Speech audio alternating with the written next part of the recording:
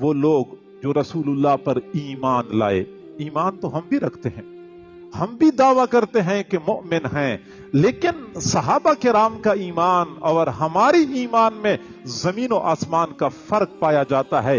اسی لیے تو اللہ رب العزت نے ہمیں حکم دیا ہے, یا ایھا الذین آمنوا آمنوا باللہ ورسولہ, اے ایمان والو تم اللہ پر ایمان لاؤ, اللہ کے رسول پر ایمان لاؤ. سوال یہ پیدا ہوتا ہے کہ جب ایک مرتبہ فرمایا کہ ایمان والو, پھر دوبارہ کیوں حکم دیا جاتا ہے کہ ایمان لاؤ؟ سمجھانا مقصود ہے کہ ایمان والو تمہارے پاس ایمان کی ظاہری صورت موجود ہے, لیکن یہ صورت کافی نہیں ہے, ایمان کی حقیقت چاہیے. اور حضرات صحابہ کرام ایسا ایمان لا چکے تھے.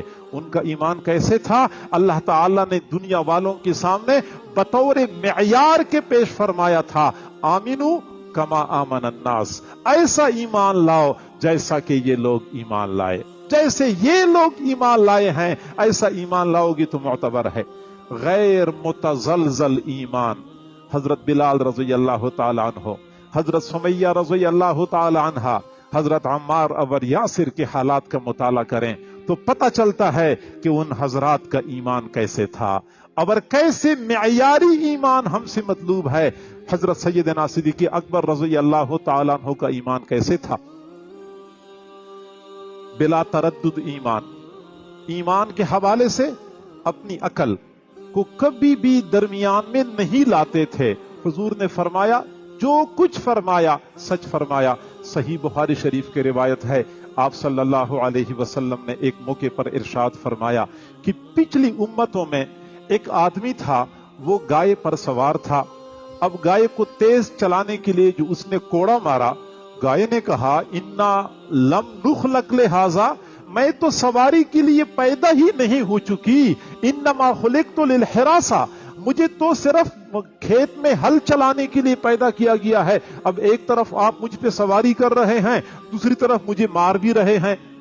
اب جب حضور نے فرمایا کہ گائے نے مالک کو یہ بات کر لی تو مجلس میں کچھ منافقین موجود تھے. منافقین نے کہا سبحان اللہ, بقرۃ تتکلم, گائے بھی بات کرتی ہے, گائے بھی بات کرتی ہے. تو آپ صلی اللہ علیہ وسلم نے فرمایا فإنی أؤمن بهذا وأبو بکر وعمر, میرا بھی اس بات پر ایمان ہے, ابو بکر کا بھی اس بات پر ایمان ہے, اور عمر کا بھی اس بات پر ایمان ہے. راوی کہتے ہیں کہ وما ہما ثم, اور یہ دونوں حضرات وہاں موجود نہیں تھے. حضور صلی اللہ علیہ وسلم کو ان پر اتنا اعتماد تھا, اگرچہ موجود نہیں تھے, پہلے سے فرمایا کہ ان حضرات کا اس بات پر ایمان ہے.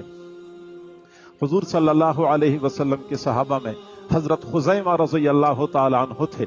آپ صلی اللہ علیہ وسلم نے ایک مرتبہ بازار میں ایک دیہاتی آدمی سے گھوڑا خریدا.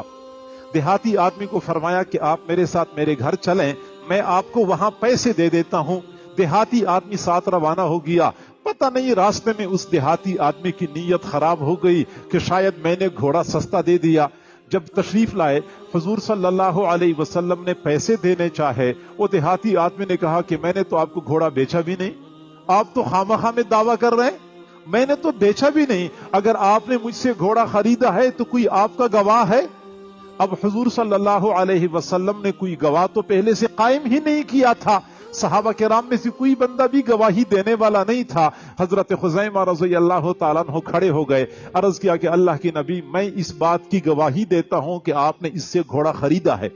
حضور نے فرمایا کہ خزیمہ آپ تو اس وقت تھے بھی نہیں, تو آپ کیسے گواہی دیتے ہیں؟ حضرت خزیمہ رضی اللہ عنہ نے فرمایا کہ اللہ کی نبی, آپ ہمارے پاس آسمان کی خبریں لے کے آتے ہیں, ہم بند آنکھوں کے ساتھ تسلیم کرتے ہیں, تو آپ کی زمین کی باتیں ہم تسلیم کیوں نہ کریں؟ لہٰذا میں گواہی دیتا ہوں کہ آپ نے گھوڑا خریدا ہے. پھر اس دن سے حضور صلی اللہ علیہ وسلم نے حضرت خزیمہ کو یہ اعزاز عطا فرمایا کہ وہ اکیلے ہوتے تھے, لیکن ایک بندے کی گواہی دو بندوں کے برابر سمجھی جاتی تھی. حضرت خزیمہ ذو الشہادتین کہلائے جاتے ہیں کہ وہ دو گواہیوں والے تھے, یعنی آسمان کی خبریں ماننے والے, زمین کی خبریں ماننے والے. ایسا ایمان صحابہ کرام کا تھا, ایسا ایمان مطلوب ہے. آمنوا بہ.